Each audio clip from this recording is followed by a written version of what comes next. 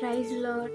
ద్వితీయ ఉపదేశకాండం 9వ అధ్యాయం 5వ వచనంలో ఈ విధంగా వ్రాయబడి ఉంది, నీ దేవుడైన యెహోవా వారిని నీ ఎదుట నుండి వెళ్ళగొట్టుచున్నాడు అని.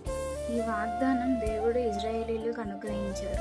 తన ప్రజలైన ఇజ్రాయేలీల ఎదుట నుండి వారి శత్రువులను వెళ్ళగొడతాను అని ఆయన వాగ్దానం ఇచ్చారు. మనం ఎప్పుడైతే దేవునికి లోబడి ఉంటామో ఆయన మన ఎదుట ఉన్న మన శత్రువులను మరియు అననుకూల పరిస్థితులను ఆయన వెళ్ళగొట్టగలరు. శత్రువులు అంటే కేవలం మనుషులు మాత్రమే కాదు, మన జీవితాలను ఏలుబడి చేస్తున్న కొన్ని పాపాలు, లేదా మనకి బాధను కలిగిస్తున్న కొన్ని వ్యాధులు, చేయకూడని పాపాలు ఏవైతే మనకు శత్రువులుగా కనబడుతున్నాయో లేదా మనల్ని బాధించేవిగా కనబడుతున్నాయి, దేవుడు వాటిని మన ఎదుట నుండి వెళ్ళగొట్టుతాను అని ఈ దినం వాగ్దానం ఇస్తుంది. కనుక నమ్ముదాం, మన జీవితంలో మనం శత్రువుగా బాధించే ఏ సమస్య అయితే మీకుందో దానిని ఎత్తిపట్టి ఇప్పుడే ప్రార్థన చేద్దాం.